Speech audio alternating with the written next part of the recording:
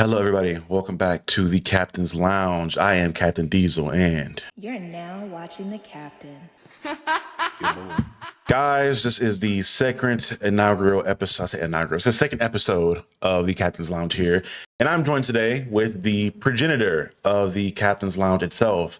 I stole the name from this guy here. He gave me his blessing to dub this new series, the Captain's Lounge. Cyberdad, how you doing today, man? I'm doing all right, man. Appreciate you having me on, man. And I don't appreciate you saying you stole it. The man came with gifts and offerings and souls to get this thing out, man. But it's a great honor to be on here, man. I know carrying the name of Captain's Lounge is in good hands, and I'm proud of everything that you're doing, brother. So, again, thank you for having me on. I appreciate that, man. Guys, today it's gonna be a good one. It's gonna be a good one. I told people in the first episode that came out yesterday that I streamed with Ernie that this would be a series where I not only talk about nerd stuff, but I'll be talking about everything that I have an interest on in this channel. Music will probably be the most predominant thing, just for the factor of it's really tough for me to try to get a script written for music, for an album review, or for a song review, and all that stuff, and all the copyright stuff. So most of the conversations about music will be had in this series here. So that being said, today, y'all, the main topic of discussion will be the October Nights album by Mr. October London himself. But before we get to that point, though, we're going to have a couple fun things to talk about before we get into that. So let's go ahead and start it off with the images we have. So I want to shout out to my guy, Hollywood Sensei. He makes some dope content on not only Facebook, What It Sound Like podcast, and YouTube, but also on Twitter. He makes a dope collage of posts with some interesting questions here. And I have a few of them that he's put up, and I think one or two that you just found at random. Are they all from him? Cyberdad? All from him. Like he's the one that got me interested in these topics, man. So I got to give a shout out to him. I'm not on Facebook right now, but I seen these posts, and I was like, man, we got to talk about it. All right, so yeah, y'all, we're gonna get into it. But starting off with the first one here, we have ranking these albums from first to fourth.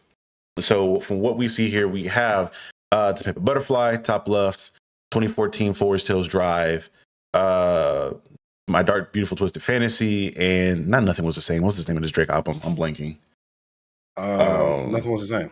Is it Nothing Was the Same? Okay, I'm tripping. Yeah, there's Nothing Was the Same. So we have to rank these from first to fourth. So off top, I know we can build this start. We can go each one down our list. I know for me, off top, I'm probably gonna put 2014 Forest Hills Drive as my number one. That is respectable. That again, I'm going to be seen as the cold stain here, which I am to an extent, but that album just personally for me came out at a certain time in my life where I needed it for a lot of stuff. So I want to always have a true connection to that album and the music that was made from Cole himself. But what is your number one standout?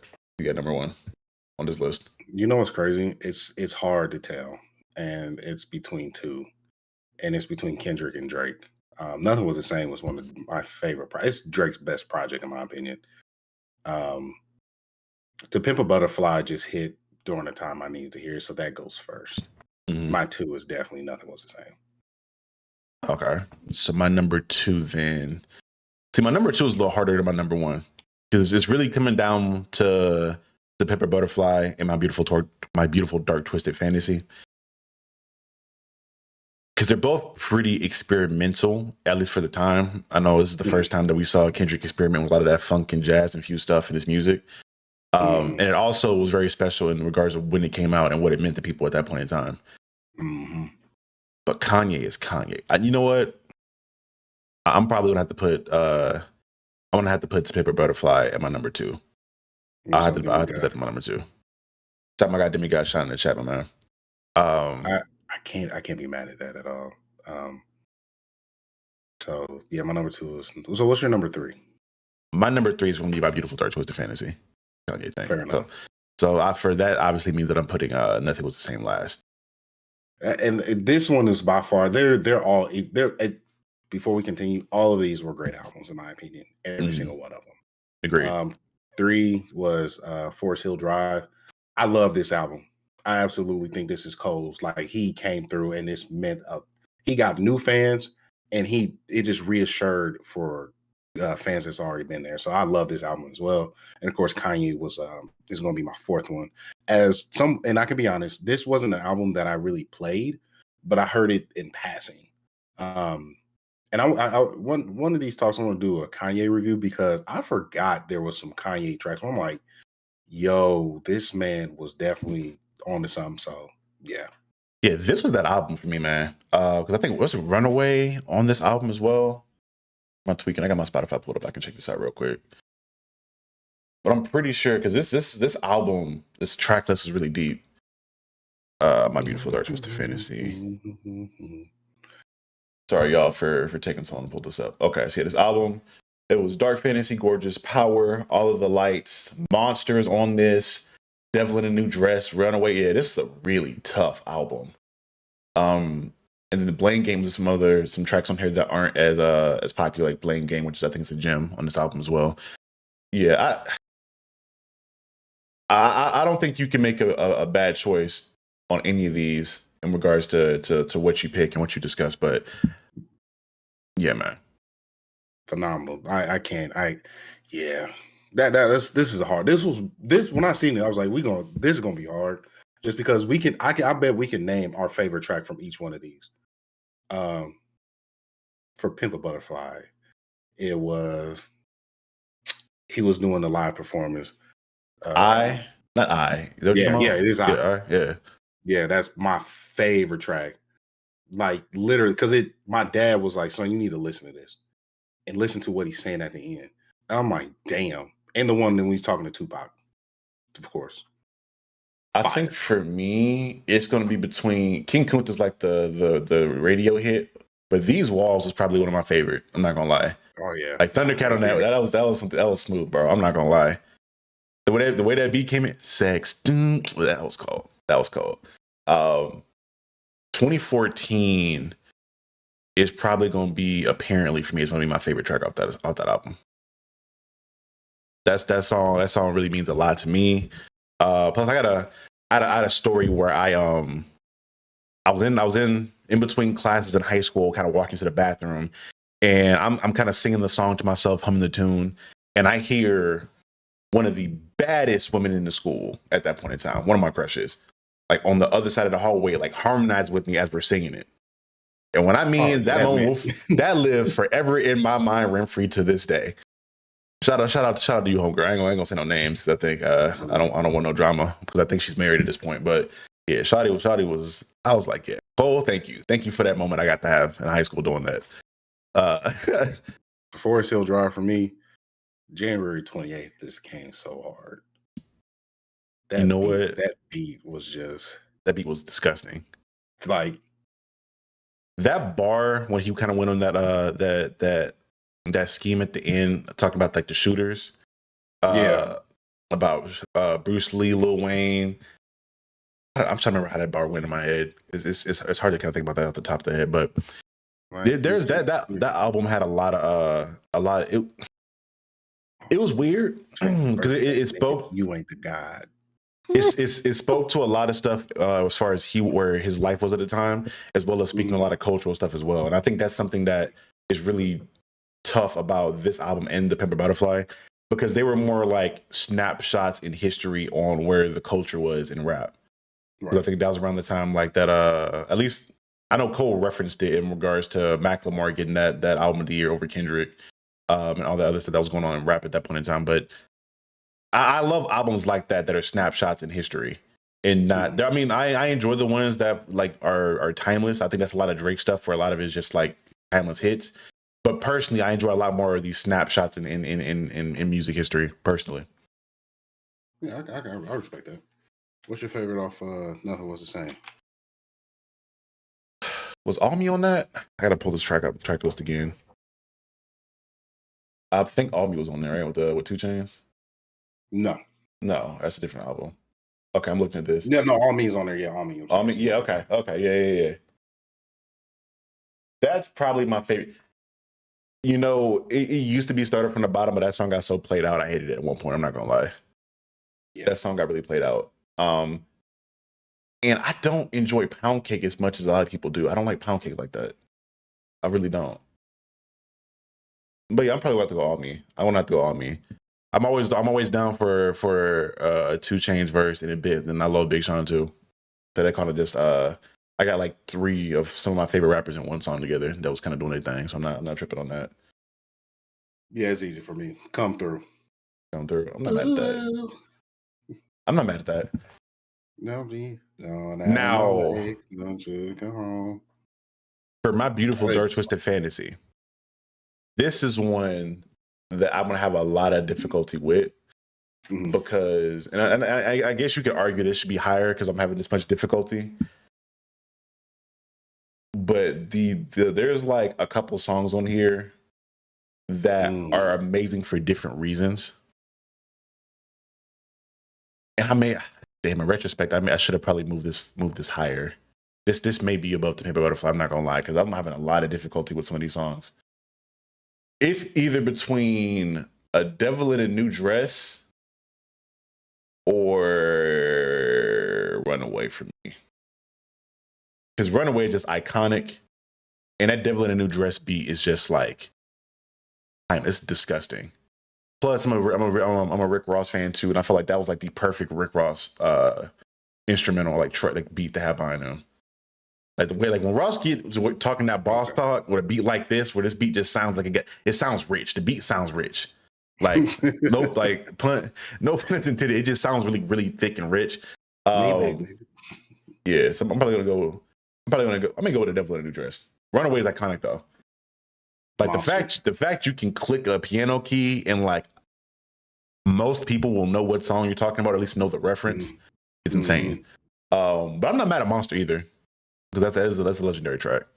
Yeah. It's a legendary track. That's one of the times where I'm listening to Nicki. I'm like, all right. That's where I'm like, I want to be reminded that Nicki can really spit, or that she used to be able to really spit really crazy. I go right to that verse. Yeah, I'm like, okay, Nicki. I've been reminded. Yep, do your thing. So yeah, this was a nice start. Right. Let's get more difficult. So let's get into post number 2 here. Post number 2, we're ranking albums from first to fourth again. We have the Carter 3, Get Rich or Die Trying. Is that section? Not section 80. That's the Good Kid, Mad City. That's Good Kid, Mad City. Good Kid, Mad City, and Graduation, I believe. Be trying to remember these album covers. Yes, Graduation. Okay. This is another fucking disgustingly tough one.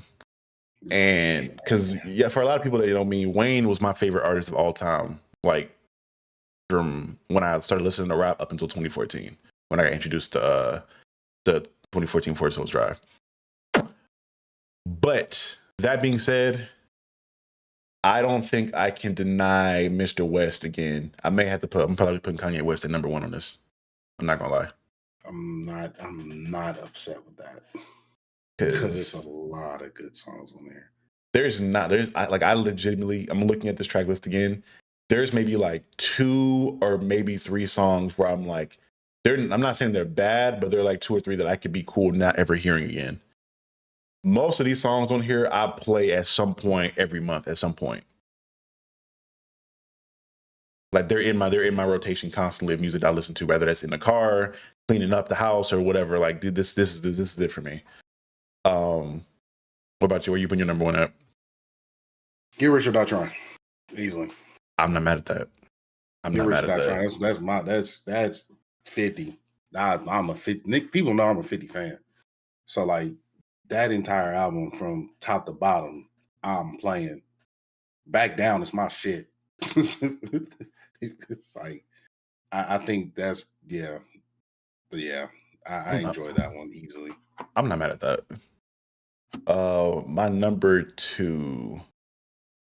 See, this is a little difficult for me because it's really coming down between Get Rich or Die Trying and probably Good Kid, Mad City. Oh, it may be between the Carter 3. I ain't gonna lie. Because I went through recently in the car when I was taking a long car ride, and I went through and re-listened to all of Good Kid, Mad City, and a lot of it was really good. It's still really good, but I think the radio killed a lot of this album for me. I'm not gonna lie, because a lot of these songs on here were like super radio hits, and they just got played so much to the point where I was like, okay, I'm cool on it. Like, Bitch Don't Kill My Vibe got overplayed like crazy to me. The Recipe got overplayed like crazy to me. man. Mad City got overplayed. Good Kid didn't get overplayed crazy. Poetic Justice definitely got overplayed for me. And Money Trees. Like, in the fucking Braves got worn too damn much. oh, bro. Again, album is amazing. I love a lot of these songs on here, but I don't know. I feel like if I that's why part of the reason why I stopped listening to radio in general. Because the radio would just kill me, because it would just like force me to listen to a song when I'm not in the mood to listen to a song. So I'm glad I started getting on like Spotify or like streaming platforms. Yeah. But it may, we look at the track list for Get Rich or Die Trying again. Which one? Name a number. I Listen to that it. album. that album bought on my shit. Yeah, P21 question. You know what? I'm probably gonna go Good Kid, Mad City for my number 2. That's what I'll do. Okay. I'm gonna go Good Kid, Mad City. I do think there's a lot more songs on there that I enjoy that I think are really great to me, but a lot of them got overplayed. Okay. For my number 2, I know we talked about this earlier, but after doing a replay, I have to go Carter 3. Really? After doing a replay. So do you still have Good Carter 2 over the Carter 3 then? I do.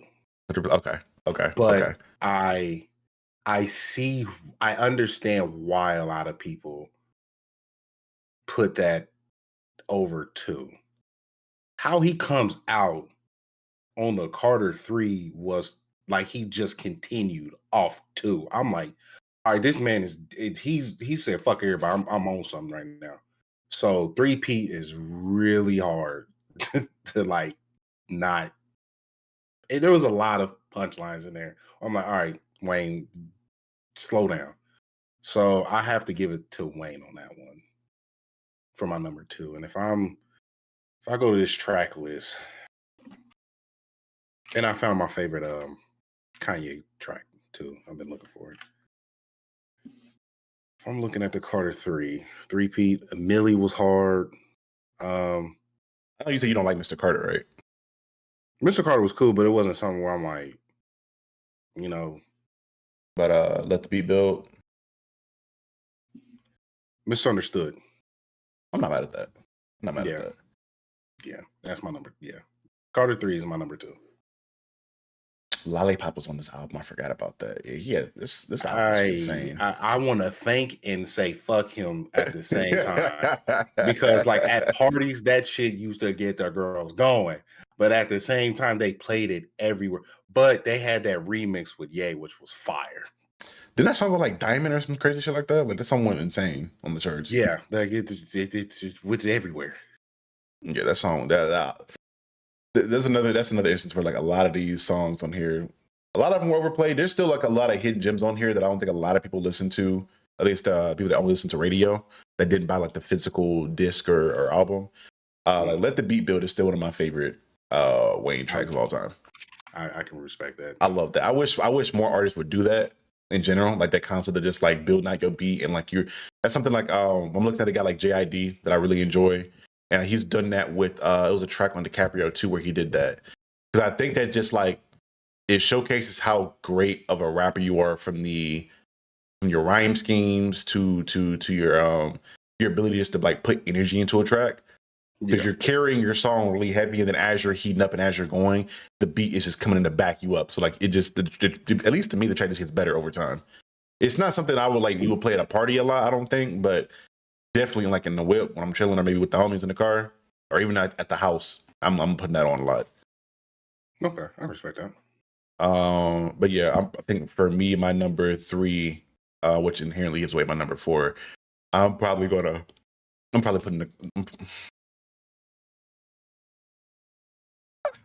the Carter 3 at number 3. I'm probably gonna put the Get Rich or Die Trying at number 4.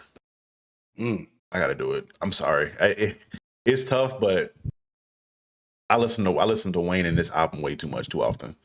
Like I feel like I gotta go back and revisit Get Rich or Die Trying in its entirety again. But I feel like I'm only really going back and listening to like 3 or 4 songs of that album like on a daily basis. My rotation. Album.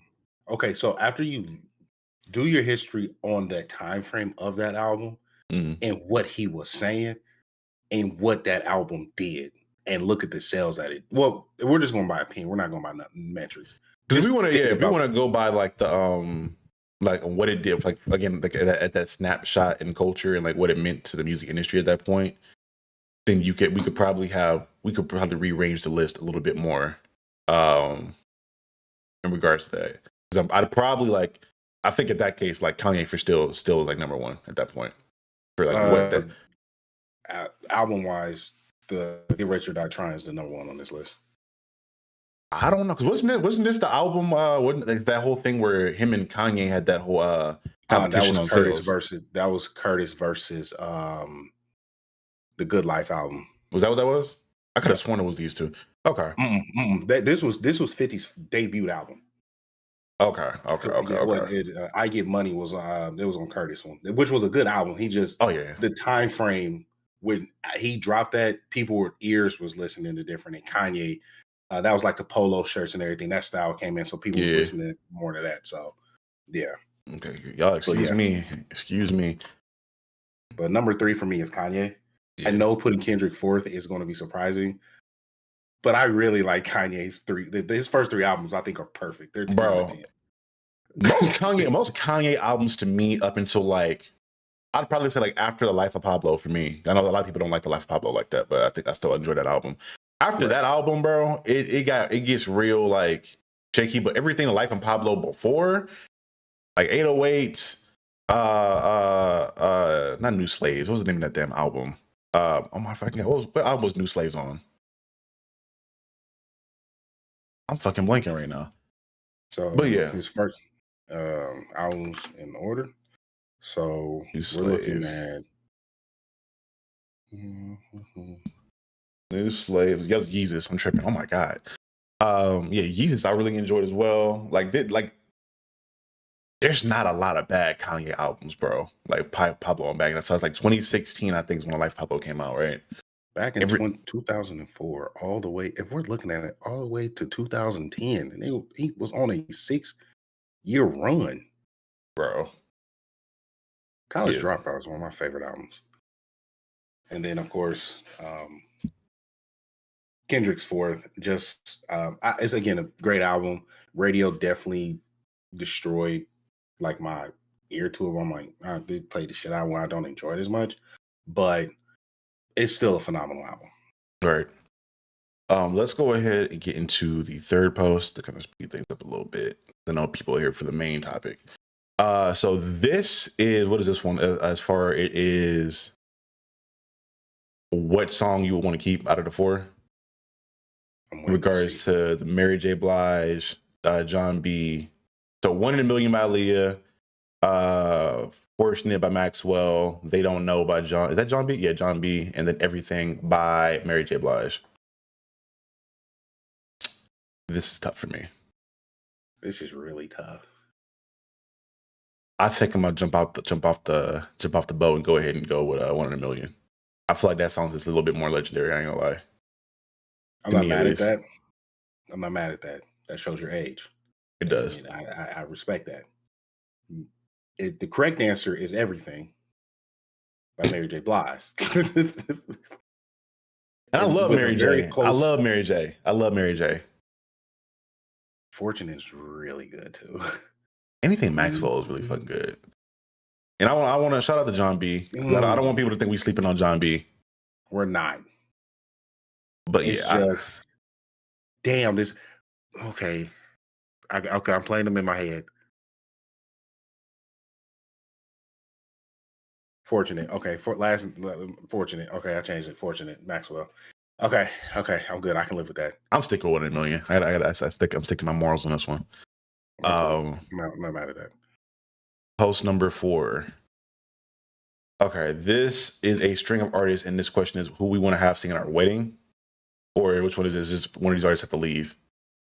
Like with John Legend, her, what do you want to see? Fantasia, Usher. Okay. Ooh, at my wedding? At your wedding. You know, if you're a real one, you only get one of these. You know what's tough? I would want to say Usher so bad, but seeing this nigga and how he want to act in Vegas, I can't ever. Not at my wedding, bro. Because I would catch a charge if you put that shit at my wedding, my nigga. Nah, bro, I'm sorry.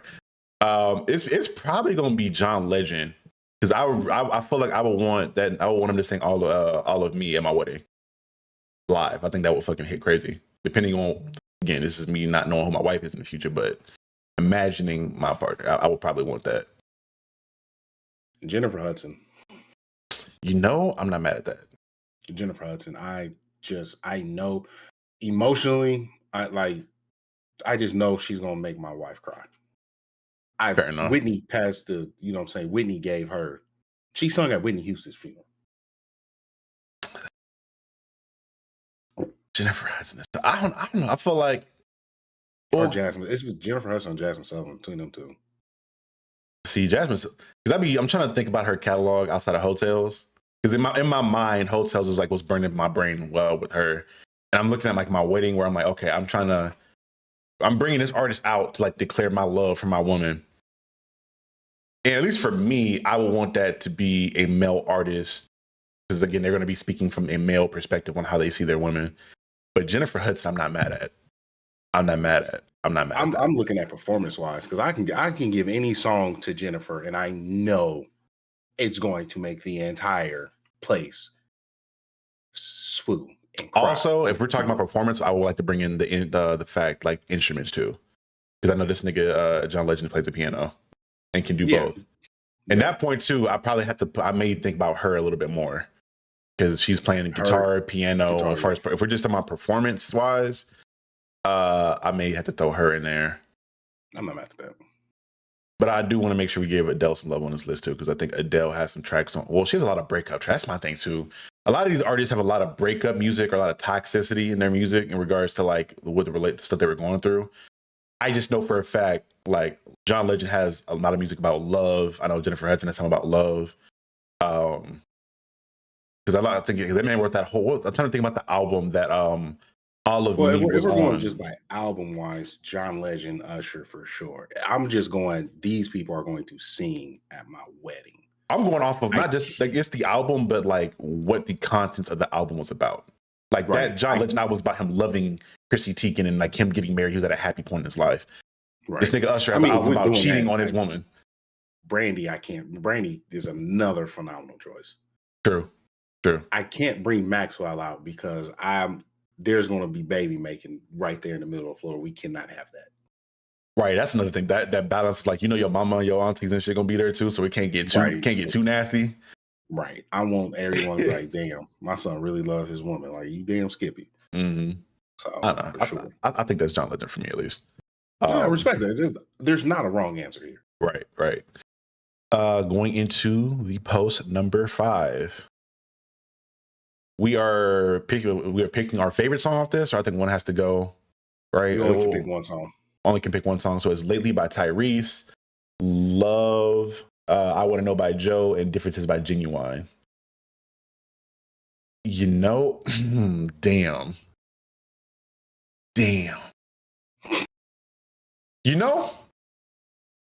This may be an unpopular opinion, but I'm probably going to go Lately by Tyrese. Tyrese, for me, is such a good artist when he was in his prime and his heyday. And I really wish this nigga would like get his life together and make more music. Mm-hmm. Because lately, I remember in college, I played Lately on repeat for like a month. I don't know what it was, but like, I listened to that song on repeat at least once a day for like a month.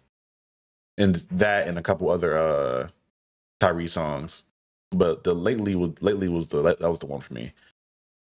If I had to pick another one, it's probably like if I'd probably go I Want to Know, but I feel like the late night commercials for the album shit's killed that for me. I ain't gonna lie. Like you're up at 3:00 in the morning, they're trying to sell you an R&B CD, and they're playing I Want to Know as a snippet. Mm-hmm.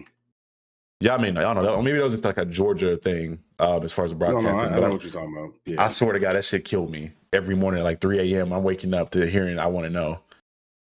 And the differences is just too easy. It's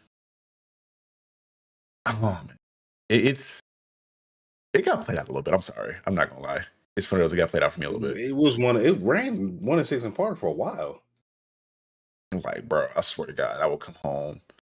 My mom played album though. My mom played That's the a fuck out of really that good song. album. It's a great album. It's a great album. Um, Well, yeah. What are for you picking me, out of this? music, soul child, love. I actually wrote a letter to my wife, dedicated her based off this song. Really?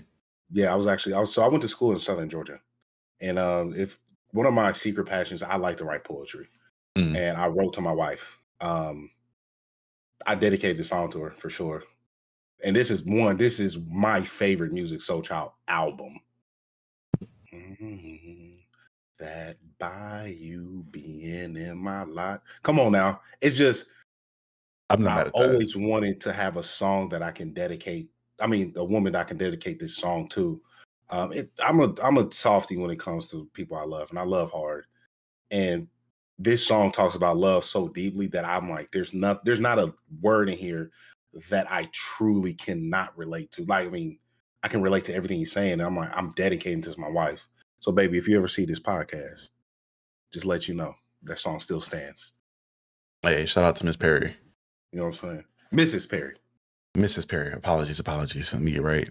To move in the main topic of discussion, because I know a lot of people that clicked on this video are here for this, and I may have to timestamp this video so I can skip through all the hullabaloo if you wanted to skip through it. But we're here to talk about Mr. October London today. Yes, sir. And is this the debut album, or is this, I don't know if it's his debut album, right? It's not his debut album. It's that was the I want to make sure I'm naming this correctly. The Resurrection of Marvin Gaye. That was I've seen pictures of that. Yeah, that was another good album. This one is titled October Nights. And man, so to give y'all some backstory on this, I had no idea. Marvin was the name of it. The Rebirth of Marvin. Yep. I had no idea what this album was or who this artist was up until a week ago, until Harry just started talking about this guy a lot. Like, I think like every day for like a week, he was like, hey, man, October London, October London, October London. I'm like, all right, nigga, damn.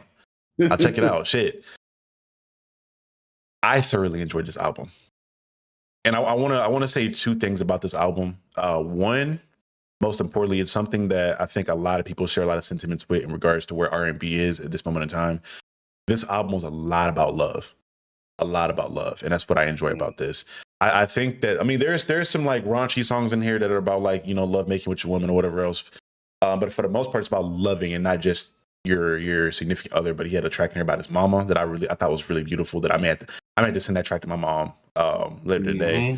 Because it was beautiful. Like a lot of the music on here is really beautiful. It's an homage to a lot of the 2000s and 90s like R&B, and like how it was not a ballad, because some of these songs are, I think most of the songs are like around 2 to 3 minutes. There's some longer ones, but it's not insanely long, which makes this album a quick listen. I think it's only like 53 minutes in its entirety. Yeah. But man, it's a beautiful album. And I want to say, I don't know if you got this. I don't know if he's gotten this comparison a lot, but bro really reminds me of Robert. I'm not gonna lie.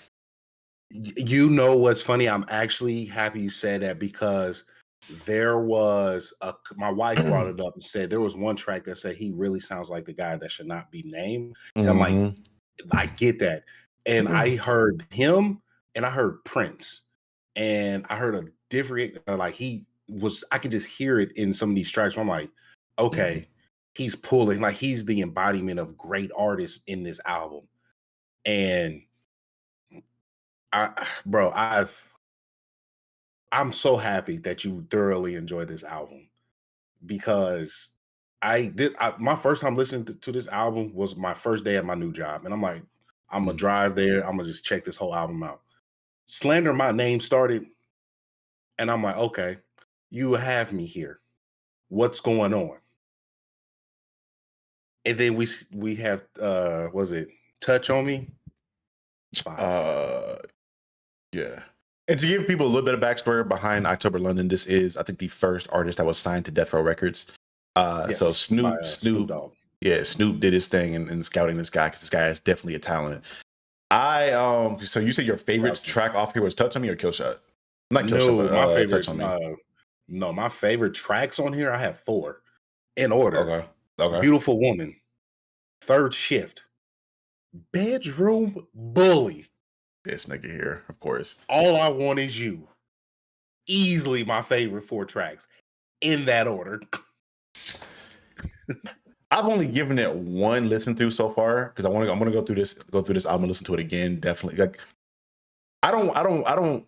So for people that are interested or even care, in the way that I organize my playlist on Spotify, I'm a playlist nigga. I love to categorize my playlist by artist and also by genre, depending like if I don't listen to the genre like a lot. So like I'll throw like all my cartoon intros on a playlist, all my rock music in one playlist. But for rap and R&B, I give them each artist their own playlist. 'Cause I may be in the mood for Kendrick, I may be in the mood for T-Pain or Usher, whoever it may be.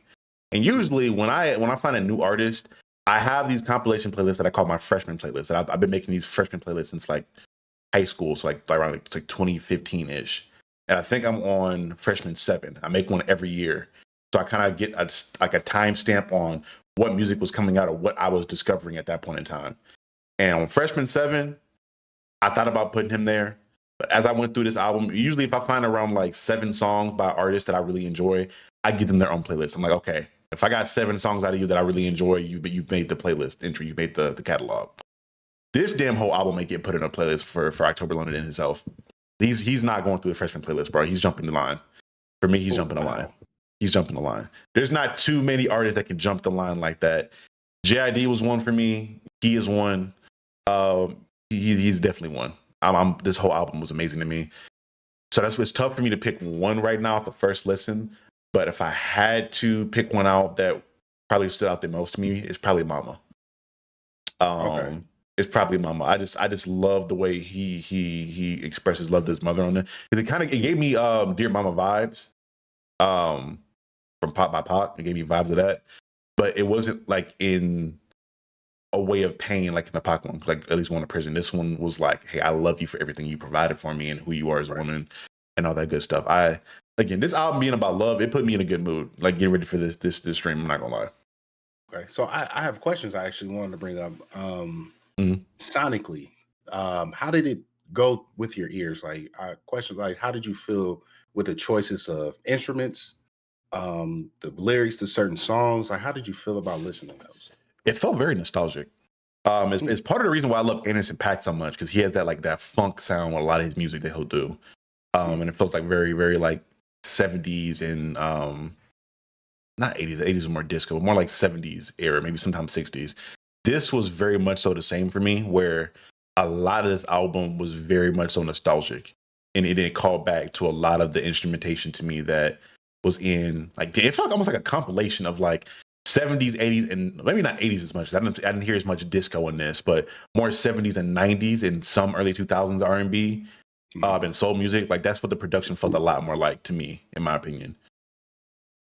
And it balanced out, because I think the one thing that I don't enjoy as much sometimes with 90s R&B is that sometimes the songs be like way too long. I'm not gonna lie.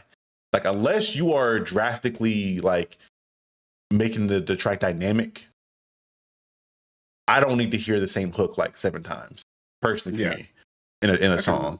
So I'm like, okay, you got this 6-minute song where you're just going through the hook like a million times over. So this to me, where I got that 90s feel as far as production and instrumentation goes, but the song was like 3 minutes, 4 minutes, 5 at max. I'm like, I'm cool with that. I feel like that's a good length for a track. I mean, the 2-minute ones could be longer. I don't think 2 minutes. I think 2 minutes is a little short. But like around like 3 to 5 minutes, I'm like, that's a sweet spot for me in regards to the music, the instrumentation for this. It didn't feel like the same beat just being like on repeat. Like, yeah, and I may catch hell for that, but that's just how I felt so far about like 90s R&B with a lot of those groups. Part of it too, because those groups had like literally a million fucking members, so everybody had to have a damn turn, and everybody had to have a verse. Right. But I can feel that. Some songs like you had, to me, the bridge. If you had a good bridge, I don't care how long it was, and yeah. So for me, it was a time where I'm like, when I first listened to it, I'm like, oh, this is my morning track list. But the more I'm listening to it, it's like I want to play you out loud while I'm cooking or I'm cleaning, because your sound is just so nostalgic, where I'm like, it just keeps me in a good place and I love it. I'm gonna have to put She Keeps Calling on that list too. So that's number 5. because how he comes out on that track was remembrance of a, what is it? Earth, Wind, and Fire, like opening up. And I'm like, this man is bringing out a lot of great elements from groups that inspired some of the sound that I know. And I urge you to listen to the Rebirth of Marvin. I encourage you to go listen to that. But I have to say that this individual. Also, let me say, I've been on this journey of finding current R&B artists or neo soul artists, and it is criminal that these people are not on a bigger stage. Like criminal. Shout out to Apple Music for finally finding my algorithm that I needed, because there is a plethora of artists that I need to update my custom playlist with. Sabrina Claudio. If her and October made an album together, you're going to see a baby boom. I promise you. And they're not even talking about sexual like tension. It's just their voices are so soothing to the ear that I'm just like, okay, it is great. I love how October London's voice matches each instrument on each track. It is a flow of just beauty each time. And surprising on some of these songs talking about love, he's recently divorced. He's a divorced man. Yeah, he's a divorced man, but he doesn't discredit or anything when it comes to his divorce. He, one, keeps it very respectful and upholding, but it's, you know what I'm saying? He's a divorced man, but the fact that he still has love in his heart and still be able to sing like that, I applaud that man. I'll be so interested to have a conversation with him and kind of break down like, hey, when you're writing your music, are you one of those people that are writing music in regards to where you are in life at that moment? Or were you able to like take a snapshot of how you felt at a certain moment in your marriage, or maybe when you were in love with your wife, that kind of generated those feelings? Because I feel like, again, an artist would have to tell me, because I'm not a musician or a music writer by any form or fashion. But I feel like it's got to be incredibly difficult if you're going through a rough patch in time to write. Like if you're not happy and you have to write happy music, man, I feel like that'd be really difficult to do. Right. I think this was very raw. Very raw indeed. And so I really want to know the process on how him and Stu put this album together. Because how the rebirth of Marvin happened, he was just feeling it. Went in there, made those tracks in a day. It was done. So I'm really, I think it was on the Breakfast Club that he actually went over, talked about this album, how it came curated. Even had a story about him and Tyrese about that bedroom bully. My God, that track is fire. And Tyrese, that boy came on that track and said, "Baby, you say I'm rough around the edges, but you don't ask how I got here." I'm like, Tyrese, come on now, let's have this conversation. Why you beat them Doonies down? This nigga crazy. Oh man, I think too. A interesting thing about, I guess, the current scene in regards to music, and a lot with him, is to the point I said before, where I feel like in R&B right now is a lot of like toxicity. I think honestly, I low key feel like it's not a new thing, because if you look back at like even a lot of older songs, like you're looking at something like Me and Mrs. Jones by Billy Paul, or even some like, I think Aretha Franklin had one or two songs that were like about cheating essentially, and it's toxicity. You look into Confessions and all that stuff. I feel like it's been a while since I've heard artists genuinely talking about like loving someone, whether that be a significant other or like their mother. And I'm really I really want to. I would love to pick Snoop's brain to see like what was his mind like when he heard this dude's music. Is it something like, when you're looking for talent, is it just the music, or are you yourself looking at like trying to stir the direction of where the genre can go? Because I feel like if an album like this booms off, because obviously whatever's successful, people are going to copy this the formula. Like they're going to copy it. It is what it is. In rap, R&B, sports, whatever it is, whoever is at the top of the mountain, we're going to copy that individual. That's why you hear a lot of Wayne children, a lot of Young Thug children, a lot of Drake children when it comes to rap.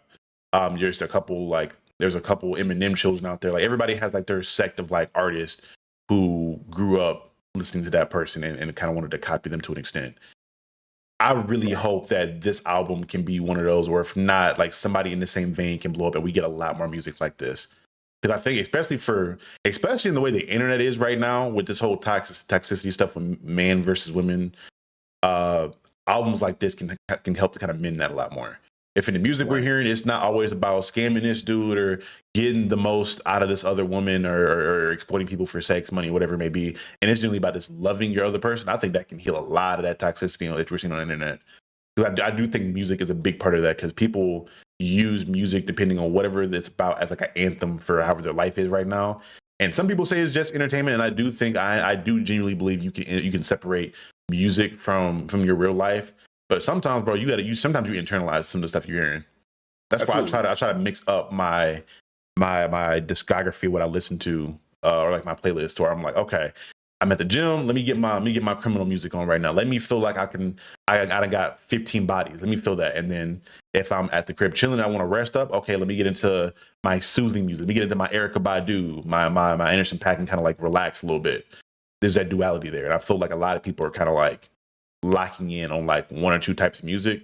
And you may be bouncing from rap to R&B, but the rap and R&B you're bouncing between is like generally like the same topical formula in regards to like just being toxic in a relationship or cheating on this person, getting the most out of this person, blah blah blah blah, whatever it may be. And it's something that kind of rubs me the wrong way that I've noticed in like the last like 3 to 4 years since this whole gender wars thing has been going on the internet. Yeah, I agree. I'm praying that this brings more light to really good music that's already out there, and these artists get a chance to share their experiences and their sound and what they're trying to say. Because it's okay to love, it's okay to care for people. As far as Snoop, every time I see Snoop when he's has a camera on himself, he got music playing in the background. Mm-hmm. It's always some type of old school. Like Snoop is he loves that type of music during that era. And for him to choose an artist like October London is not surprising, especially when that music in the background is always being played of this type of sound. So shout out to Snoop, keeping true and definitely changing the music industry on like how people consume it, how it's distributed, and owning the rights to a lot of music that he came up with and what he's trying to push out. So I respect what Snoop's doing for sure, especially when this is your first artist owning Death Row Records and it's individuals. Speaking of love, and we all know them first couple artists. The Mount Rushmore of Death Row artists was out there. You know what I'm saying, hardcore all the time, going at it. So what he's doing, man, I appreciate it, and the history that's going to come from behind this, man, is 100% something I support. I bought the album. Anything I like, how you are with your comic books is how I am with my music. Mm-hmm. If I know I'm going to play this a lot and I love it, I'm going to buy that album. You know, I want to get a record player so bad. I think I may get a record player soon. I'm going to start collecting actual albums in physical and start playing them on a record player. Mm-hmm. Especially because I'll go through Walmart and seeing like Walmart has them that you can buy, and I'll see like albums that I love. I'm gonna start doing that. Yeah, that's what I'm gonna start doing. But yeah. Do you have any other further thoughts on the October London album before we move into like the last topic of the show? Yeah, absolutely. So for me, overall, this is a 9 out of 10 album. This is by far, and this is probably my album of the year. I have to say there has been a plethora of good music that has came out this year. Mm-hmm.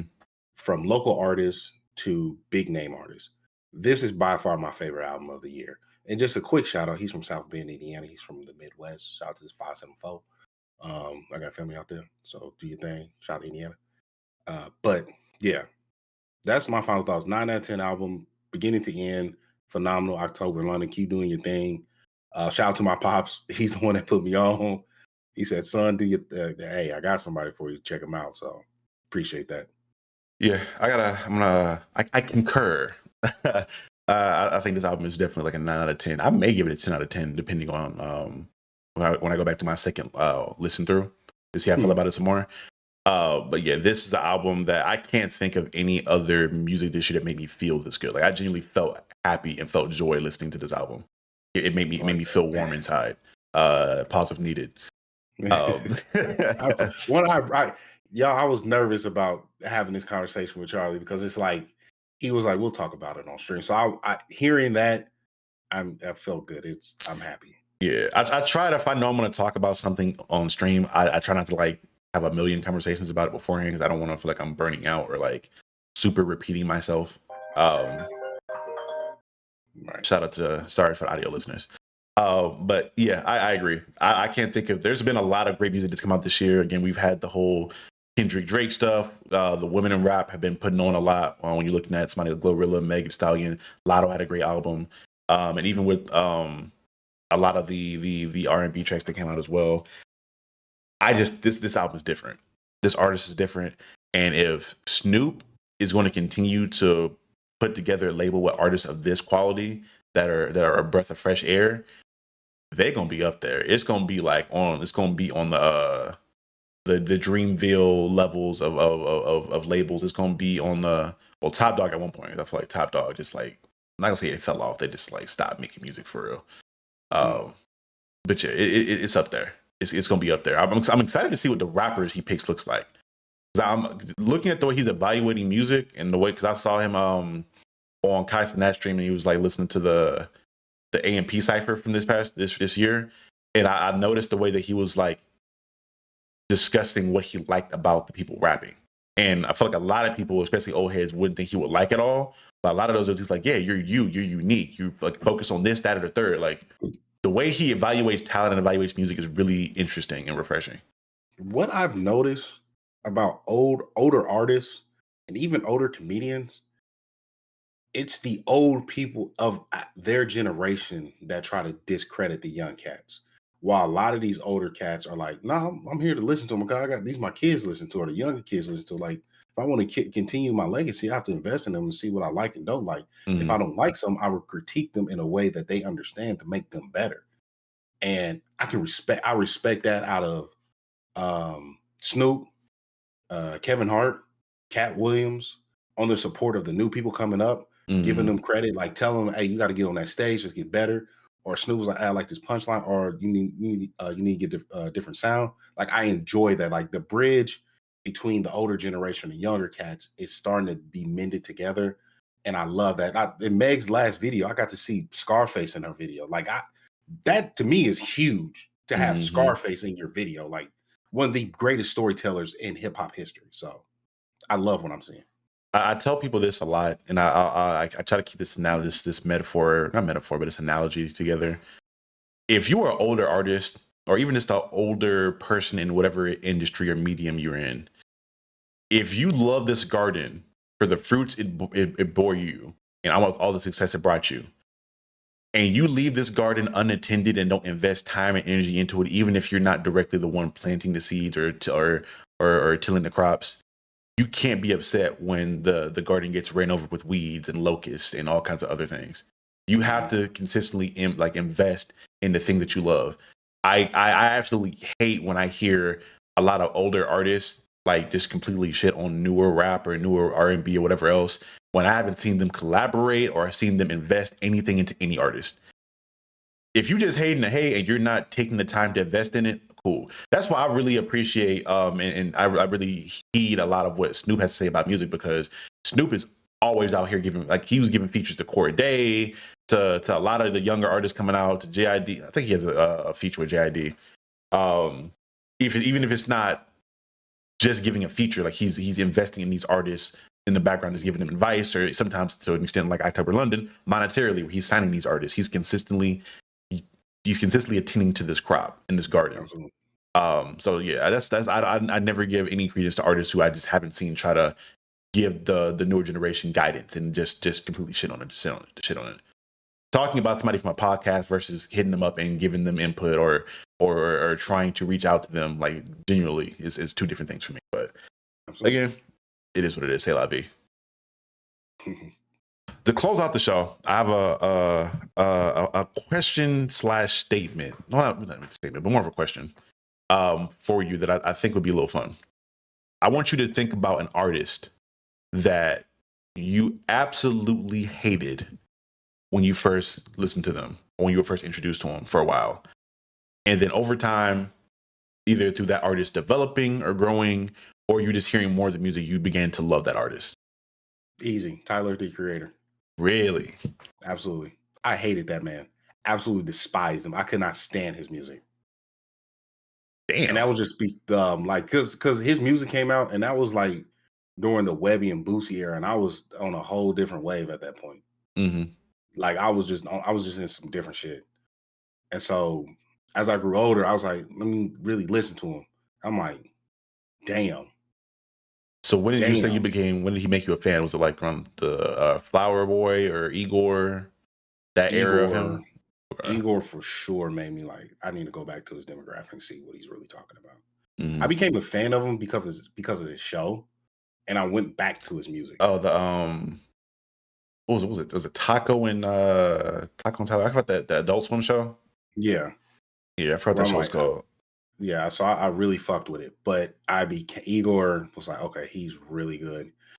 And this last album, oh my god, yeah, it's Cornucopia. Really I'm still like, it's weird because the album is like, it sounds good to me, but I'm like, I gotta go through another listen to try to see if I can find songs that I absolutely love. Because sometimes that first listen doesn't do it for me, in regards to like being obsessed with it. But I gotta see, because I enjoyed the album, I enjoyed it, but I'm looking to see like, okay, what was he saying? What was the message he was trying to get across? Because maybe I didn't catch it at first on the first listen through.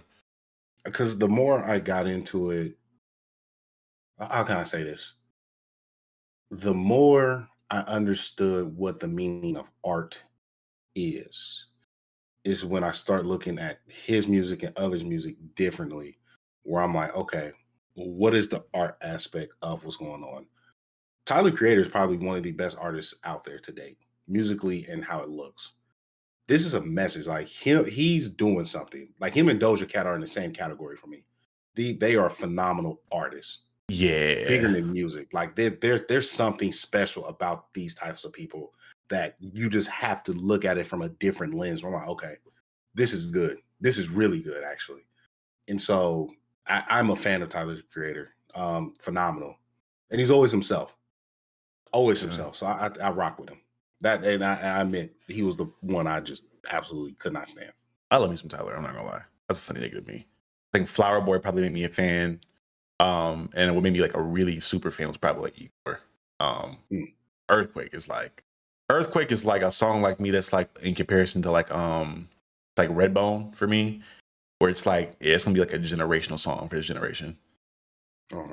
Like people gonna go back and listen to like this era of music, and these are gonna be like you know when they do like era playlist on Spotify and you try to pick like the top hits of that era, that's gonna be one of those songs. Oh yeah, Earthquake is one of those songs. What about you? For me, I've talked about the Migos a couple times and me in that same vein, but a dude, for artist like that, for me, and this is an Atlanta dude, fucking Gunna. Really? I could not stand Gunna for a minute. I was like, I can't hear this nigga saying. I don't really like he seems like a clone to me. He seemed like a Migos clone almost, like a Migos baby. And I remember in college, my homeboy kept trying to put me on. He's like, bro, I'm telling you, Gunna hard, bro. This is like 2020, so this is like right before, either before or like maybe like mid or maybe it's around the pandemic time. I don't think we were in like peak pandemic at that point. But he dropped that one album, and when I tell you, I fell in love with this dude's flow. Because again, he's not saying the craziest things. He's if I had to compare what I enjoy about it, it's very similar to what I like about Rick Ross, where he's doing that boss talk. But he's doing it in his unique way, where he's doing that boss talk, but doing it in very, I can't say unique, because again, it seems it's really similar to like the Migos to an extent. But I think his flow is just like, there's not too many artists that can flow better than this man on a track. Like the cadences he puts together, just like they just ride a beat smooth as hell. And then on top of that, his beat selection is fucking phenomenal. Like if you go through and listen to that one album, there's not too many bad songs on that album. Okay. Like I think like Met Gala is probably like my favorite song off that album. Then he has one with Travis Scott called Top Floor. That's really not Cool in the Bitch with Roddy Ricch. I like that. That may be it's like number 2 for me. But he has a lot of songs where like he is just like it's just good music. Like you can listen to it intently and like hear what he's saying, and it won't really move. Depending on who you are, it won't move you too much because he's not saying anything like super complicated as far as the scheme goes. It's a lot of money talking, a lot of boss talk. But bro, if you play this in any set, like if I had homies coming through at a kickback, I'm playing this song. If I'm at the club, I'm playing this song. The only time I wouldn't play this song is maybe around family, and that just depends on the family. If I'm with my cousins or something like that, I'm playing the song. Like Buddy, he can get vibes right. He can get vibes right for real, and I really enjoy. Like Gunna is one of those artists that I, especially on features too. Some of my favorite songs of all time. He's like an amazing feature on. I'm trying to think of the Travis Scott song from Astro World that he was on that I listened to on like fucking repeat. Where is it at? Yosemite. Yosemite is probably one of my top 10 songs of all time. I've listened to that song on repeat nonstop since it came out all the time. And I listened to it mostly for Gunna's his addition to that track. Okay. He's an artist I really check for now. Which is weird because I don't consider him like an album artist. He's more like kind of in the Drake lane where it's like a lot of playlist type of stuff. But lately, like this 101 album and that one album from 2020. Granted, 2020 was like now fucking like 4 or 5 years ago now, but still, bro, he's that dude. Yeah, Demigod agrees with me. Yeah, Met Gala's a nasty song, bro. That's a nasty song. I'm mad at it. Whichever. Do you have any closing sentiments before we get ready to get up out of here? Again, everyone, please check out my boy, Captain Diesel, doing a phenomenal job. Does great work. You guys will see me in passing, not only here but also at Blerd Lines Media. I'm quite busy myself. I am back playing baseball. This year I got the workout gear. Feels good to be back out there. I just have to talk about that. I pitched 126 pitches last game, and I'm not dead. So the workouts that me and Diesel have been keeping each other on has been helping. Because boy, I thought my arm was going to die and not come back. But yeah, man, appreciate you having me on as well. Yeah, bro. Because I'm kind of like you. I've felt a lot better as I've been like getting this workout schedule with you, trying to, and this is just I guess a life update for people. We've been trying to hold each other accountable with what we eat and the workout stuff and all that good stuff. And I'm trying to get over that hump of like, okay, I get the results, I get a little result, and I'm like, all right, and I get complacent. Let me try to keep pushing through on that stuff. But as far as content goes, to people that are watching and discovering the channel for the first time, again, I am Captain Diesel. I cover a lot of nerdy stuff from comics, video games, Power Rangers, all that good stuff. And then music is a great passion of mine and in discussing. And that'll probably be the avenue explored through lens of the Captain's Lounge. So for people that are interested, as you can see on the screen, the Captain's Lounge will be a live stream that happens on YouTube first and foremost. So if you want to see it on time, be sure to be checking out and keeping the notification bell as well as subscribing to the channel. But you can also find this on audio form on Spotify and Apple Music later on after the fact. It'll probably be like a day later after the stream finishes uploading on all that good stuff. But again, I appreciate anyone that is given the channel in the stream any viewership. Shout out to the 37 people in total that have been watching throughout the stream. So again, I appreciate y'all. Thank y'all so much. I am Captain Diesel. This is Cyber Dad, and this has been the Captain's Lounge. And you're now watching the Captain. I will see you guys later. Peace.